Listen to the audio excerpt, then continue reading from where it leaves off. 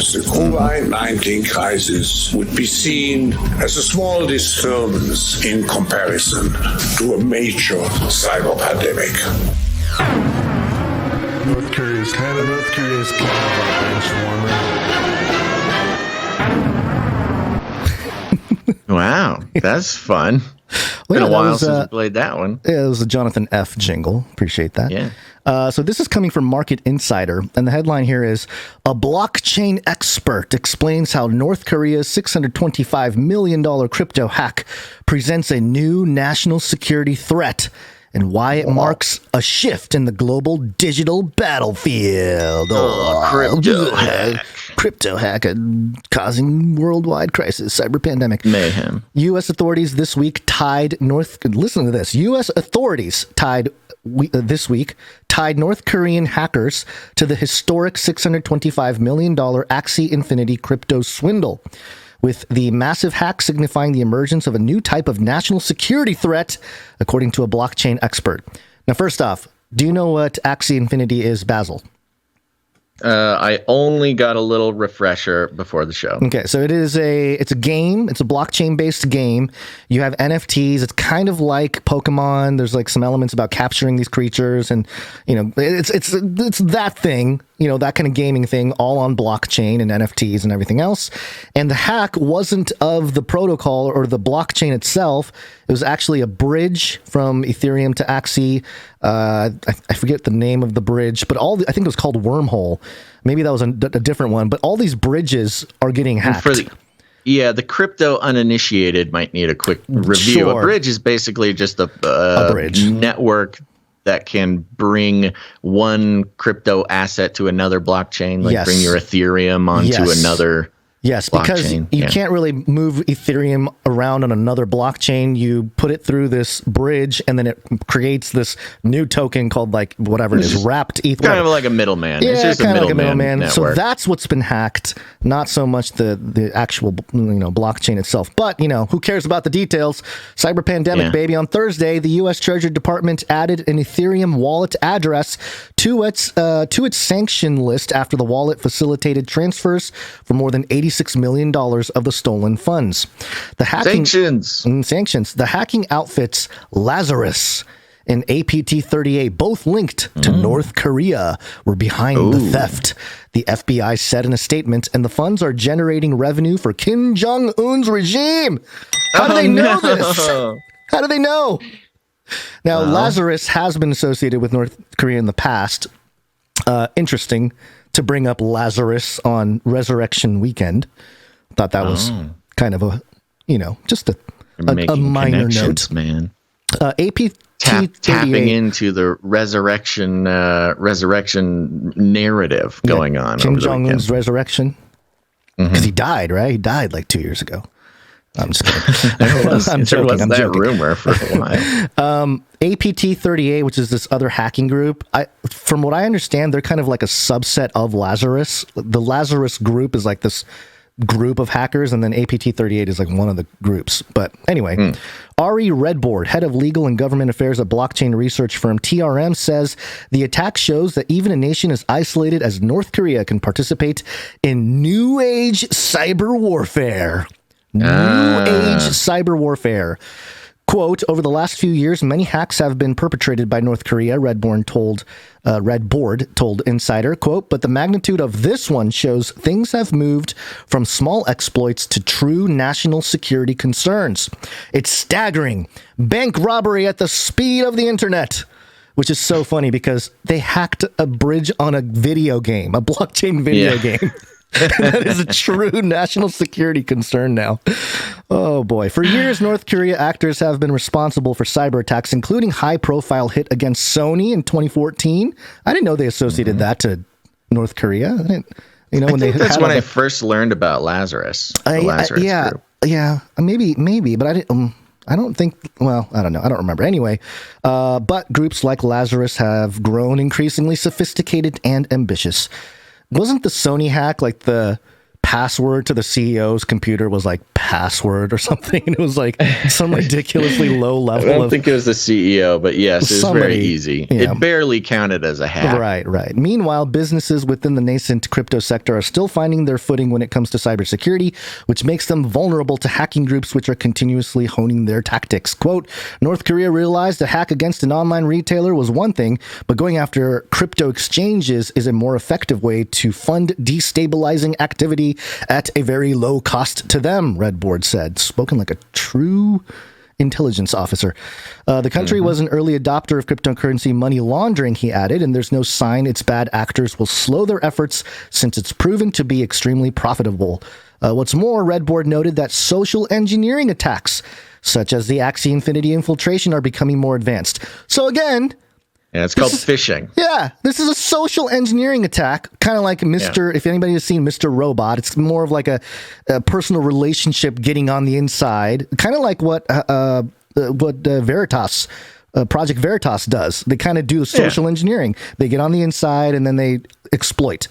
So that's completely different from just a hack from some random group from the outside. But anyway. And that is kind of the thing. If you talk to actual hackers, like people in that group, if you know a white hat hacker or somebody who knows what's going on in there, they will tell you that most hacking, quote unquote hacking, is simply social engineering. Like social engineering is a huge part of quote unquote hacker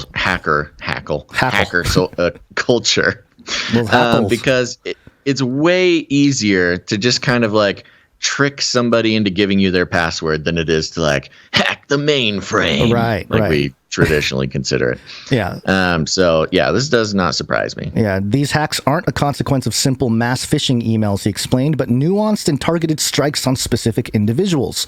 While North Korea has an extremely small economy and limited infrastructure, it has proven it can participate in cyber warfare at a scale similar to global superpowers like the U.S. and China.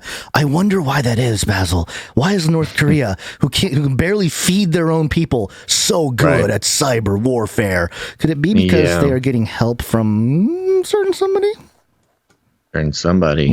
Well, there's lots of options. I know you have a theory on that. I have a theory. But the automatic narrative is we are to believe that it's China that helps them with that. Oh, of course. Yeah. The Chinese. Yeah. My theory surrounds any kind of central intelligence, but mainly the U.S. Central Intelligence, who seems to, where North Korea seems to be a very useful tool for us in terms of this kind of narrative of like all those horrible people in North Korea, cyber attacking everybody. They're so good at cyber warfare. They've been doing it since 2014. It's almost too good, too good to be true. Almost. Timelines are pretty suspicious. And it would make sense, and this is sort of in the Trump context here, why Trump visited North Korea, talked to Kim Jong-un directly. Well, if Trump was trying to get intel on the people going after him, which is, effectively the people in this country, some intel operators, you would say, and if they had their hand in North Korea, it would be wise to speak directly to Kim Jong-un, cut out the middleman, the CIA, and see if you can find any dirt on the people that are helping Kim Jong-un, trying to turn him from the CIA to the Trump intelligence agency. Well, and it was a classic Trump move. I mean, he was repeatedly circumventing the traditional intelligence agencies because he was very suspicious of them. And it was in mainstream news that Trump doesn't trust the CIA. Trump ignores his CIA briefings. Trump goes around the CIA. And that was one of the things with his visit to North Korea is like, it seems wild, but it's also, it would be one way to circumnavigate the CIA, which was sort of explicitly his enemy at the time. The CIA directors were all, if not explicit anti-Trumpers, they were at least, active Democrats. Right. That would be one way to get around going through the official channels, which is a classic Trump move. And bringing North Korea back into sort of the political not the spectrum, the I don't know, the stage, I guess, like the conversation. The at least. conversation, yeah, the publicly viewable stage area. Yeah, they weren't just outcasts. Right, right. So. The Axie Infinity hack in particular reinforced Red Board's belief that the scale of digital attacks are climbing at such a rate that a new type of warfare is emerging. This is a quote, over the last year or so, we've moved from a post-9/11 world into a new digital battlefield, Red Board said. Quote, nation-state actors know to go after crypto businesses to fund real weapon proliferation. It's not just some hackers trying to fund a lifestyle. North Korea's real weapons. Yeah, real weapons. Not fake weapons. Like guns, man. Yeah. North Korea's use of the group Lazarus confirms that the country's isolated status and lack of modern infrastructure doesn't hold it back from participating in cyber warfare on the world stage, Red Board explained.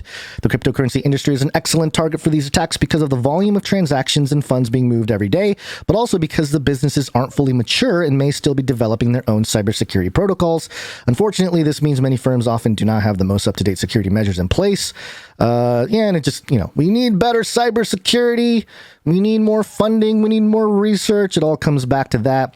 But the reason why I named the episode Cyber Kimchi is, one, I thought it would be amusing for you to consider a cyber kimchi. It was fun to say. Yeah. Just this idea of you eating kimchi for some reason is very entertaining to me. But wow, also, you've got such a beautiful mind. I know my mind does things. But back in 2014, because it mentioned 2014 here, I found an article from back in 2014 from The Diplomat. It's published in December 2014. And the headline is, can the White House make kimchi out of cabbage in the Sony hack? What?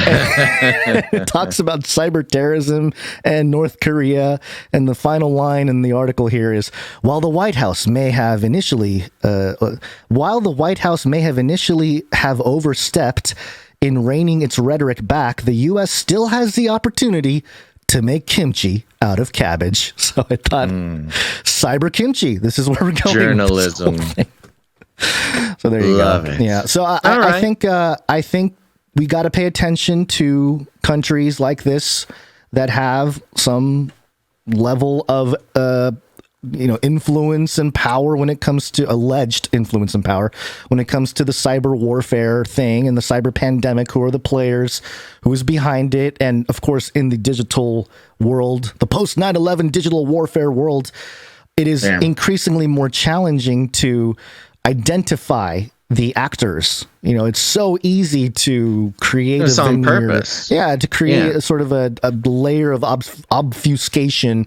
And I'm in the thinking old too, world. Yeah. In the old world, you would fund, rebel groups. Right. In the new world, you fund hacker groups. Rogue nations, quote unquote. Yeah, and I'm thinking too. Can you imagine some hacker? I'm thinking just like some low-level hacker living in mom's basement or whatever, and got a couple friends are working away trying to hack some stuff, and they decide like, hey, we got this Axie Infinity hack. Where should we, how should we cloak ourselves? And they're like, we'll put the IP as North Korea. Those guys seem to be into the, And then a few weeks later, they see they see this headline. When they get their Starbucks coffee in the morning, walking into their basement, and their buddy's like, "Oh, bro, look what happened." I'm just painting a hypothetical picture. I'm sure it happens more than we expect. How this thing could come about as well. That it's not the intelligence agencies, but just some low-level hacker. As a quick comment, when it comes to this new world of the cyber warfare, of course, Klaus Schwab was the one who sort of told everybody that the cyber pandemic is going to be significantly worse than COVID ever was. And things like this will be used as control mechanisms, as every crisis is. So keep an eye out for that and how that new fight materializes in these sort of freedom-loving, hearts and minds of people who believe that human beings are all, equal and don't need some sort of godlike superstructure to tell them what to do, except for God himself, of course. And even the connection with the Russia-Ukraine issue going on. I mean, the cyber battlefield being the most effective or / most devious and diabolical as well as the easiest, like you said, to obfuscate the actual enemies. But the news cycle of constantly covering the idea that Russia sort of encourages cybercrime and hacker groups and things like that. Now we've got Chinese hackers, we've got Russia hackers, we've got North Korea hackers. Oh, the hackers, we got to get the hackers. Those Ukrainian hackers using Clearview AI. Oh, those are the good guys, though. Oh, they're allowed to be hackers. Okay. All right. As long as they're sending pictures of their dead children to Russian moms, we're okay with it. It's messed up.